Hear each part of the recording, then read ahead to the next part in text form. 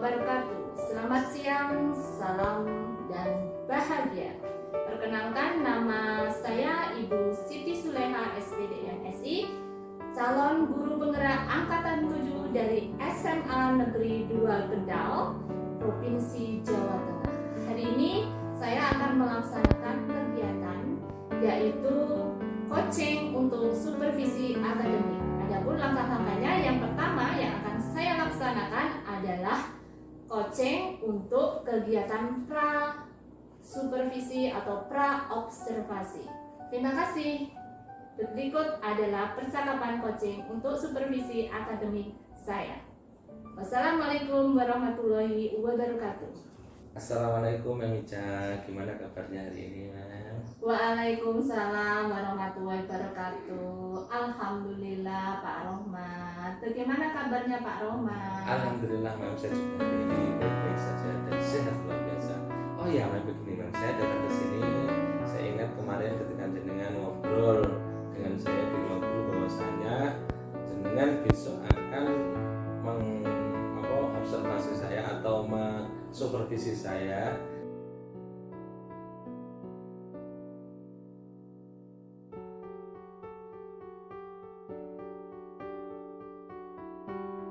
Kalau duduk berdoa, duduk siap, gerak. Berdoa mulai.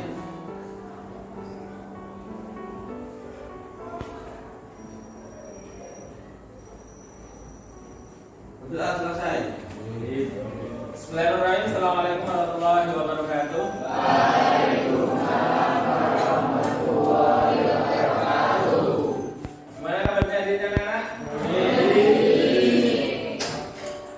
Semangat luar biasa, berit ya. Gimana kabarnya adik-adik? Alhamdulillah, pada pagi hari ini kita bisa melanjutkan pembelajaran kita, yaitu dalam tema materi hormat dan patuh kepada kedua orang tua dan guru, ya. Halaman 125 ya. Sudah ketemu?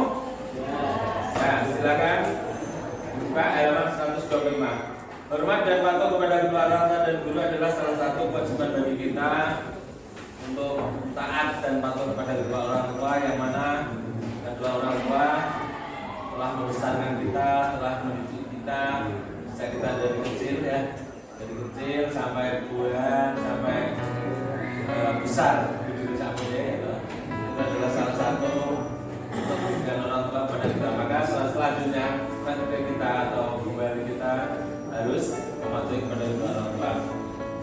Ayatnya silahkan baca nanti bareng-bareng ya. Yang putra dulu ya. Yang putra dulu. Halaman 125, baik, ketemu? Mulai. Yang putra 3, 2, 1. Bismillahirrahmanirrahim.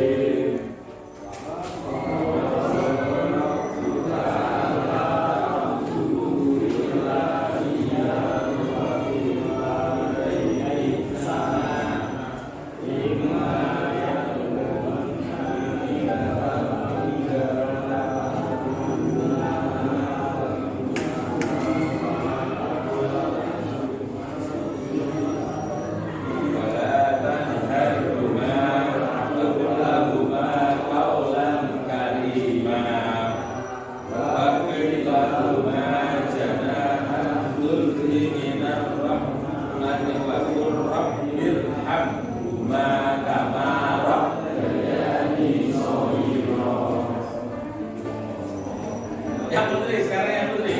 Mulai 3, 2, 1. Bismillahirrahmanirrahim. Wa qadha rabbuka alla ta'budu illa iyyahu wa bil walidayni ihsana. Imma yablughanna indaka al-kibara ahaduhuma aw kilahuma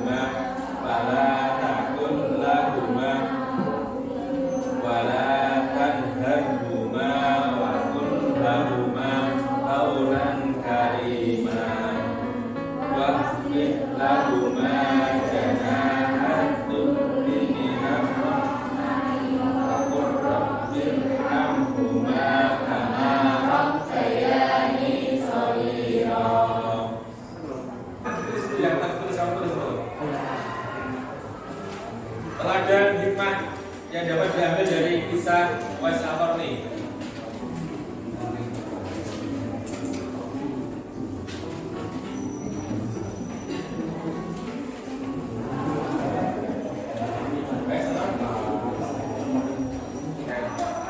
Hikmah yang dapat diambil dari kisah Uwais Al-Qarni atau selalu rajin ibadah walaupun dalam keadaan miskin atau fakir. 2. Mendorong kita untuk senantiasa berbakti kepada kedua orang tua. 3. Menumbuhkan rasa syukur atas segala pemberian Allah Subhanahu wa taala. 4. Memotivasi kita untuk selalu melakukan semua keinginan orang tua selama dalam kebaikan. 5. Menumbuh sikap istiqomah dan semangat dalam mengerjakan sesuatu.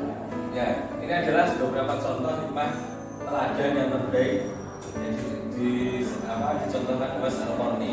Jadi kita sebagai umat Islam bisa mencontohnya kurang lebih seperti itu. Nah, ya jangan lupa kita beribadah pada Allah Subhanahu Wa Taala. Jangan sampai kita melupakan kedua orang tua. Nah, sekarang ketika kita contoh ini ya, contoh sederhana, contoh kecil sekali. Ketika kalian berangkat sekolah, ya, kalian biasanya berangkat sekolah pamit dengan orang tua ada? Ada di antara juga pamit kalian.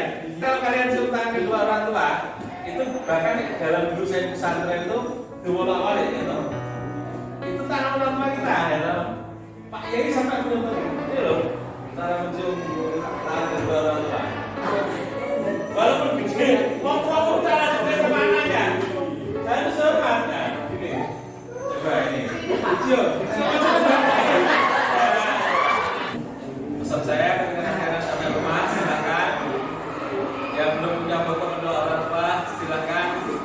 HP kalian diisi dengan foto kedua orang tua. Mumpung masih punya orang tua yang komplit. Nanti kalau sudah Allah mengizinkan berkurang satu, baru kita merasakan ternyata betul kata Pak Guru kemarin, saya harus mempunyai foto kedua orang tua saya. Mumpung isi komplit tuh, entah ayah atau ibu yang sudah mendahului kita sudah punya fotonya dan kita sudah punya kenangan yang terbaik. Minimal untuk wallpaper lah ya, wallpaper kalian itu dia senang. Maka nanti setelah ketika kalian pulang dari rumah silakan dicek di foto galeri itu ada foto kedua orang tuanya enggak ya, yang belum punya contoh mbak. Jadi sebagai salah satu contoh, nah ini komplit ya, bapak ibu ya mbak ya, bapak ibu dan saudara-saudari salah satu contoh. Anak foto orang tuanya ya, bapak ibu loh. Nah, salah satu contoh kita dengan kedua orang tua sambil juga. Ya, nah, seperti ini ya kan. Setelah mulai dari sekolah ini nanti baru mulai mana? Terus ada terang ya. Setelah sekolah nanti silakan nanti kalian berfoto kedua orang tua dalam posisi apapun. Ya bapak ibu yang pedagang ya setelah di pasar nggak apa-apa, atau dari toko atau kios atau pas di kiosnya nggak apa-apa. Atau bapak ibunya petani silakan foto dengan kedua orang tua dan lain sebagainya. Yang bapak ibunya pegawai ya silakan foto dengan kedua orang tuanya. Itu salah satu bentuk implementasi kita dalam hal pembelajaran hormat dan patuh kepada kedua orang tua. Setelah itu dibuat apa? Wallpaper. Apa jenis wallpaper ya benar ya? Kayak di depan itu ya. Nah, buat wallpaper ketika salam pembuka itu kedua orang tua kita. Ya Allah, mudah-mudahan dengan pembuka ini selalu doa orang tua saya selalu mengiringi langkah saya untuk menuju pembelajaran, langkah saya untuk menuju masa depan. Nah, jadi kedua orang tua itu selalu mengiringi kita. Sampai kita setelah dari pulang berangkat sekolah, izin Pak Bu bagi makan sekolah. Nah, setelah itu kalau itu mungkin salah satu pembelajaran pada pagi hari ini, mudah-mudahan bermanfaat. Kurang lebihnya mohon maaf. Bila kita Assalamualaikum warahmatullahi wabarakatuh.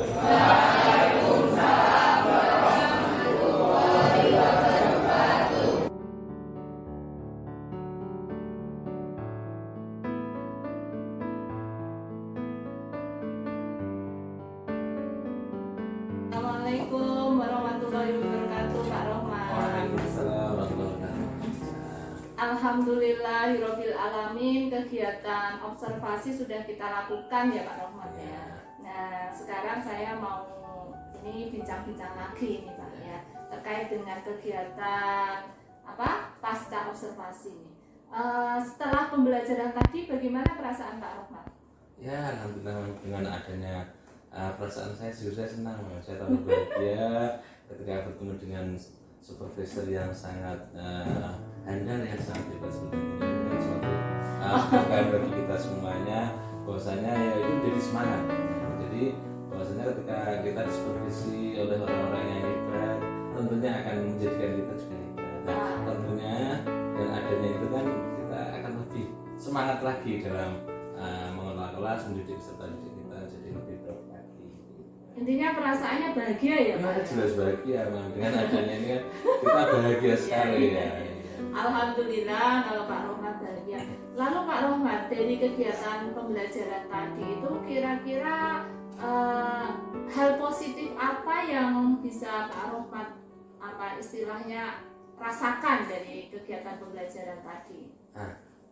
Terima kasih. Jadi bahwasanya ketika hal yang positif kegiatan ini adalah tentunya menumbuhkan semangat dalam kita mengajar, dalam hal peserta didik, mendidik anak itu kan menjadi ikhlas dengan bahagia, karena dengan senyuman itu kan peserta didik akan lebih mudah ketika kita mendapatkan ilmu itu akan masuk dengan mudah.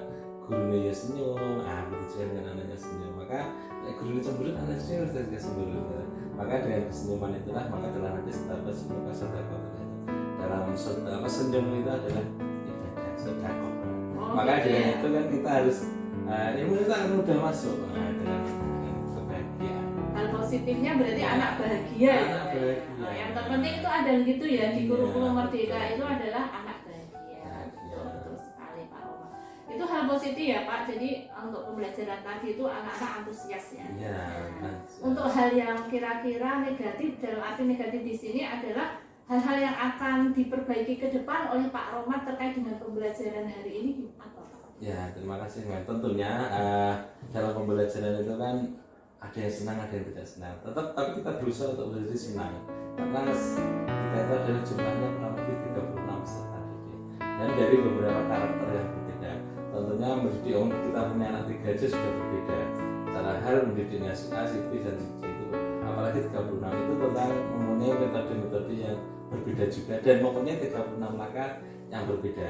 Ada yang antusias sekali ketika sudah senang, ketika melihat gurunya senang, dia senang. Tapi ketika ada juga yang sedih ketika mungkin dari problem orang tuanya dia sedih. Nah, makanya dia juga ikut sedih. Bahkan mengikuti pelajaran itu juga alasan-alasan dengan cara ada yang gelosoran, dengan cara yang ngantukan, atau mungkin ada yang main game. Bahkan biasanya kalau saya ada yang main game atau ngantukan itu anak saya suruh keluar. Anak silakan keluar, silakan ambil wudhu, karena itu adalah merefresh kita ketika kita sudah minimal cuci muka lah. Kalau kita nggak bisa berwudu ya minimal cuci muka, silahkan keluar dulu cuci muka dulu biar fresh ya gitu. Jadi itu salah satu cara saya untuk tentunya ada kekurangan itu adalah tapi bisa ditutupi ketika anak itu sudah ambil itu tentu bisa mengikuti pelajaran lagi. Nah ini tentunya justru ketika ada jenengan. Nah ini saya mau bertanya langsung dengan ini. Ketika jenengan sudah masuk di kelas tentunya kan tadi sudah tahu bagaimana pembelajaran di kelas. Nah, tentunya saya juga manusia biasa, tentu saya mempunyai kekurangan. Nah, ketika tadi sudah masuk ke kelas, kekurangan saya dalam mengajar, nah itu perasaan saya benar ya, sudah hebat itu ketika saya mengajar. Tapi kan namanya kita tetap ada kekurangan, maka tentu saya butuh masukan dan saran dan kritik dari jenengan selaku guru supervisor untuk memberitahukan kekurangan dan kelemahan yang tadi sudah saya ajarkan di depan kelas anak-anak itu. Ya Pak Rohmat, terima kasih ya diberi kesempatan untuk istilahnya tidak saya lebih bagus itu tidak ya istilahnya ini sharing berbagi ya.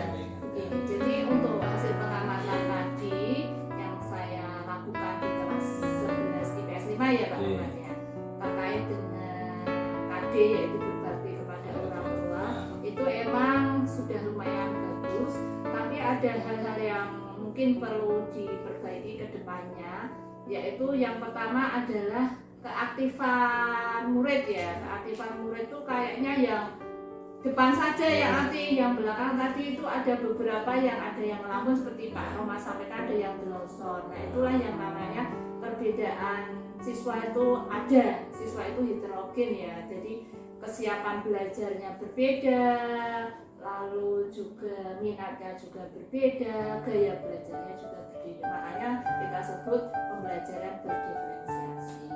Langsung yang kedua yang saya catat itu adalah untuk diskusi, tapi sudah di strategi tidak lanjut ke depan ya. Untuk strateginya itu kan diskusi kelas, tidak diskusi kelompok. Nah itu nanti mungkin bisa dijadiin menjadi, apalagi tadi rencana Pak Rohmat kalau waktunya sampai, mungkin ini keterbatasan waktu ya. Ada tutor sebaya dan everyone is a teacher.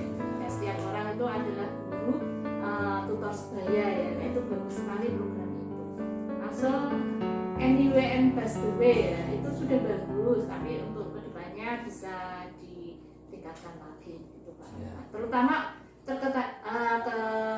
terkait dengan kemandirian anak, kreativitas anak, jiwa gotong royong yang tadi itu kayak yang belakang itu agak kurang pasif ya gitu. Lalu yang depan lumayan aktif.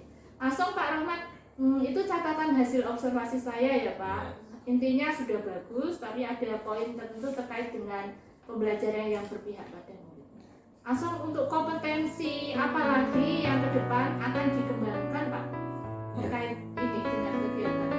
Terima kasih. Untuk kompetensi yang akan saya kembangkan di antara tadi ketika sudah saya metakan antara yang anak-anak yang belum bisa baca dan sudah bisa baca dan lancar membaca ayat itu Quran dan surat Al-Isra, maka untuk tutor sebaya ini saya buat untuk everyone is teacher ya. Setiap siswa adalah guru ya, bisa diharapkan untuk yang sudah bisa ini bisa mengajarkan ke anak-anak yang belum bisa baca. Nah itu langkah tindak lanjut saya seperti itu biasanya.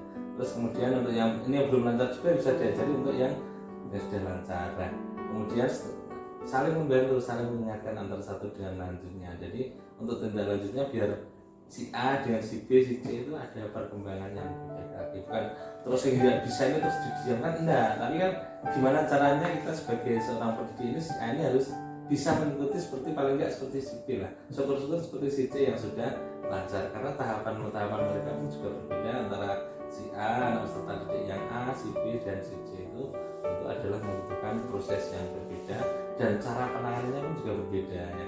Ini mungkin butuh agak lambat, ini yang sudah sedang, kemudian ini yang sudah lancar. Ini sih yang sudah lancar ketika dikasih materi yang lain sudah bisa, tapi ketika si yang kelas A ini tadi yang di kelompok 20% itu kan harus butuh kerja ekstra keras untuk melancarkan ketika dia membaca Al-Quran. Nah, kalau untuk dalam membaca artinya kan dia sudah bisa karena bahasa Indonesia, tapi untuk yang ngajar Al-Quran kan butuh mungkin tajwidnya ya. Iya, terutama tajwidnya dan makhorijul hurufnya dan sebagainya itu untuk tindak lanjutnya. Kalau untuk apa itu istilahnya mengartikannya sudah nggak ada masalah. Kalau mengartikan tidak ada masalah karena kan membaca dan mudah menghafalnya pun juga diingat ketika ayat itu untuk dibaca, karena hampir semuanya kalau tingkat SMA kita kan sudah bisa membaca lancar lah kan. Kalau Al-Quran kan tadi sudah saya kan ada pemetaan tadi kan 20% kan ada yang belum lancar, karena orang tua kan ya ada yang cuek ya, atau santai apa ada. Terima kasih Pak Romat.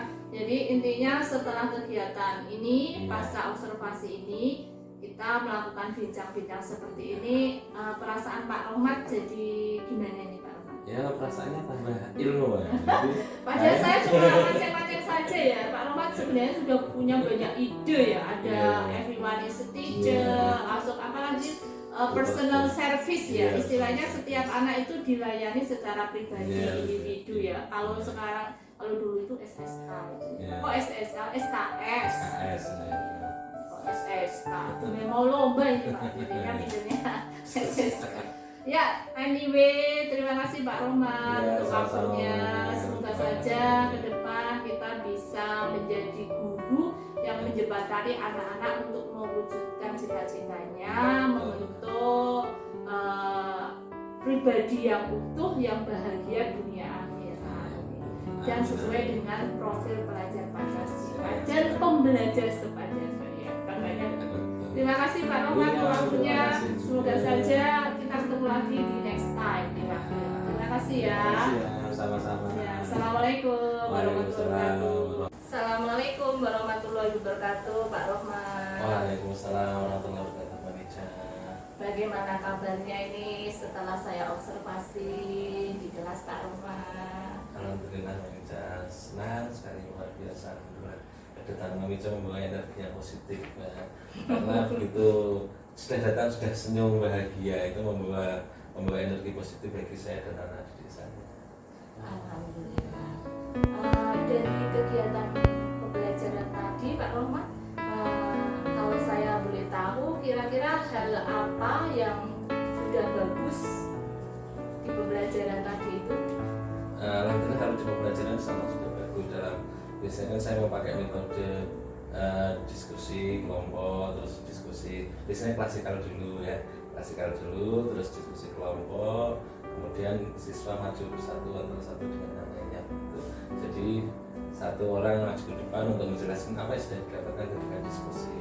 Nah contoh tadi ketika klasikal, karena tadi waktunya pun juga sedikit ya, karena kita tadi waktunya seharusnya 45 tapi kan kurang ya. Iya. Nah akhirnya terus yang klasikal yang tak jadikan satu klasikal, kemudian yang kelompoknya untuk besok lagi, karena ketika waktunya kelompok itu otomatis butuh waktu yang begitu banyak. Jadi akhirnya klasikal terus maju bersatu gitu. Iya, iya, iya. Oh, iya betul. Hari ini emang ada pengurangan jam ya, Ya, Pak Rohman, ya. tapi tidak masalah ya. Tadi yang disampaikan Pak Rohman kan hal-hal yang kira-kira sudah bagus ya di Ya. pembelajaran. Nah, sudah istilahnya sesuai dengan tadi tujuan pembelajaran dari Pak Rohman. Nah, untuk menurut Pak Rohman kira-kira ada hal yang perlu ditingkatkan atau yang masih perlu diperbaiki dalam pembelajaran tadi tidak? Ya kalau menurut saya memang kita kan mempunyai kekurangan dan kelebihan tadi ya. Jadi saya perasaan sudah membuat yang terbaik, tapi harapannya ketika sudah dievaluasi seperti ini jadi kita lebih baik lagi, bahwasannya tadi kekurangannya siswa kan juga kurang aktif ya. Itu menurut saya, nanti juga saya minta pendapat dari ibu karena ini menurut saya ya. Jadi menurut saya siswa itu ketika klasikal kan juga kurang aktif ya. Jadi kelemahannya ketika klasikal semuanya itu kurang aktif. Jadi nanti mungkin saya minta saran kepada ibu untuk memberi masukan kepada saya, bahwasanya kan dalam pembelajaran saya atau kita kan pengennya yang terbaik ya untuk peserta didik, bahwa kita sudah optimal sebagus mungkin, tapi kan sebenarnya anak-anak kan banyak yang aktif, ada yang tidak aktif. Kadang yang aktif paling cuma 50%, yang tidak aktif 50% atau bahkan 60% atau 40% itu sudah menjadi kebiasaan. Nah, tapi kan itu gimana cara kita untuk meningkatkan? Tadi menurut saya ketika klasikal itu kok kurang begitu aktif untuk anak-anaknya. Mungkin dari sini kan di sini ada masukan untuk pembelajaran saya. Memang betul Pak Rohman ya, tadi ada hal yang sudah bagus ya, luar biasa di pembelajaran tadi. Saya itu tertarik sekali dengan tadi anak presentasi membaca Al-Quran ya, setelah itu menganalisis artinya bahwa dari target Pak Rohman juga ya, tim bagian kompetensi yang akan dikembangkan ada kompetensi membaca Al-Quran dan menganalisisnya ya, yang nanti diterapkan dalam kehidupan sehari-hari, yaitu tentang berbakti orang tua. itu sudah bagus, anak-anak juga sudah kelihatan antusias mereka mengingat orang tuanya. Lalu untuk hal-hal yang menurut pemantauan saya tadi itu emang keaktifan anak ya Pak ya, mungkin karena kita mungkin nanti kita membuka strategi lagi yang lebih jitu lah istilahnya, bagaimana cara mengaktifkan anak di dalam pembelajarannya. Selama ini Pak Rohman, kira-kira strategi apa yang sudah Pak Rohman lakukan untuk melakukan peningkatan aktivitas anak itu, anak-anak jadi bersemangat gitu, sudah mencoba belum Pak? Biasanya saya setelah itu saya biasanya buat kelompok itu ya, tak petakan antara saya kelompok 1, 2, 3 dan 4, 5 sampai 5 biasanya. Nah kemudian itu ketika membaca, terutama dalam membaca Al-Quran ya dan lain sebagainya, mungkin itu tak petakannya sudah bisa baca Al-Quran atau kelompok sini ketika 5 orang, 1 atau 2 orang yang bisa baca Al-Quran, 3 orang yang bisa baca Al-Quran, terus yang kelompok sini juga sama gitu. Jadi sudah bedakan, maksudnya apa? Ini yang sudah bisa membaca Al-Quran itu diharapkan untuk ngajarin ya bahasa Jawa ini apa ya, ngewangi ya istilahnya, bahasa Indonesia ya itu memberi everyone, bahasa Inggrisnya everyone is teacher ya. Setiap orang adalah guru. Ini bahasa tutor sebaya, nih bahasa sekarang ini tutor sebaya. Jadi anak-anak yang sudah bisa itu ngajari untuk teman-temannya yang belum bisa. Begitu juga dengan kelompok ini. Jadi bukan hanya gurunya saja yang tapi kita nanti tinggal keliling, saya biasanya terus keliling. Ketika ada yang salah baru saya benarkan. Tapi kalau nggak ada salah, ya itu sudah benar. Ketika sudah benar, oh itu bagus, lanjut mas. Atau enggak silakan ya betul. Oh ternyata bagus gambarnya, silakan tidak apa-apa mbak ngajari yang lainnya gitu. Jadi yang laki-laki tak suruh ngajari yang laki-laki, yang perempuan juga perempuan gitu ya. Karena biasanya laki-laki diajari perempuan kan untuk izin ya, karena teman sebaya itu tadi ya. Tapi laki-laki dan laki-laki, yang perempuan juga dengan perempuan, walaupun satu kelompok itu kan biasanya ada yang pintar lah kawannya untuk yang kompetensinya lebih ya, bagus ya. Berarti langkah Pak Rohmat dalam membentuk kelompok itu melakukan pemetaan ya, tidak. Bagaimana cara Pak Rohmat melakukan pemetaan biasanya? Biasanya ketika awal-awal itu kita suruh baca itu ya. Jadi ketika masuk pertama itu kita suruh baca. Contoh Quran surat Al-Alaq ya, Quran ayat 1 sampai berapa itu ya, 1 sampai 5 lah paling nggak yang minimal itu yang gampang. Nah kemudian setelah itu kita petakan, oh si A lancar, si B belum lancar, si D kurang lancar itu ya. Jadi itu sudah kita petakan. Nanti ketika ada tentang ayat-ayat terakhir tentang contoh kayak ini berbakti kepada orang tua. Jadi kan ayat ini dipetakan, ini kurang bagus nanti sama ini. Jadi sudah tentukan kelompoknya. Oh ini yang sudah bacanya bagus. Dan juga berbasis gender ya. Ya berbasis gender. Pembelajaran berdiferensiasi, beda kemampuan ya.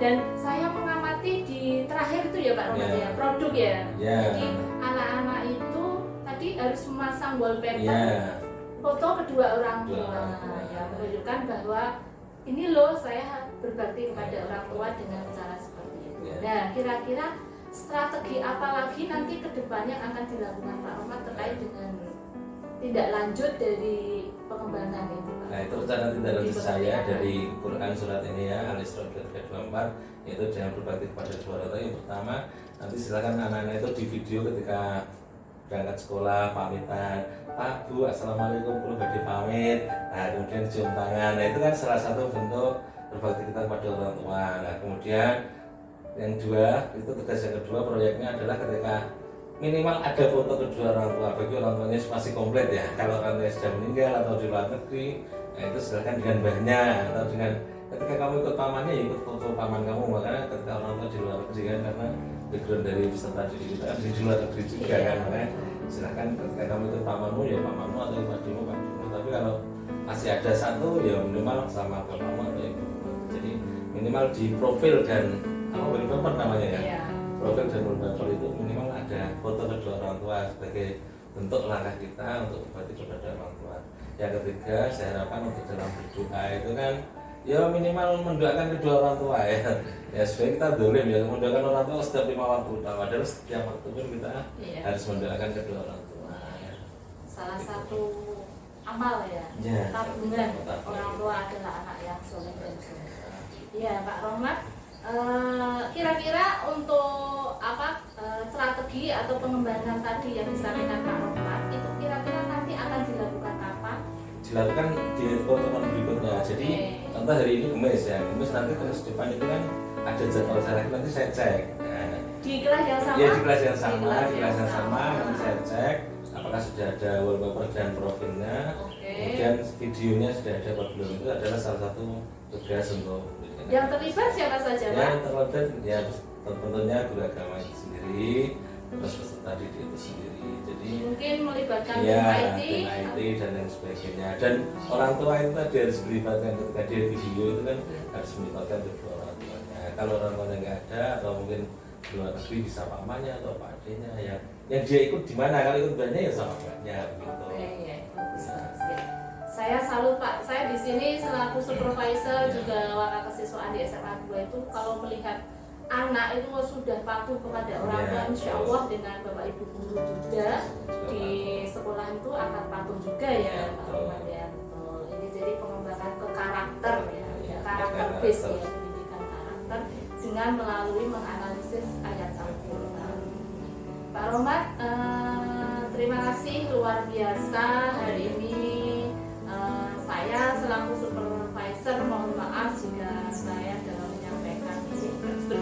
pemirsa, banyak yang salah itu ya. Itu saja, terus bergerak dan bergerak untuk mengembangkan prestasi, baik itu karakter anak, prestasi akademik non akademik ya Pak, untuk mewujudkan cita-cita mereka. Semoga saja visi misi SMA 2 Kendal bisa terwujud dengan salah satunya melalui kita selaku guru dan tanpa menghilangkan yang namanya kolaborasi ya Pak Roman ya. Itu saja Pak Roman, terima kasih untuk hari ini, thank you very much for today ya. Ketemu lagi nanti pas itu ya Pak ya, saya dilibatkan lagi ya Pak ya. Oke, terima kasih Pak Roman.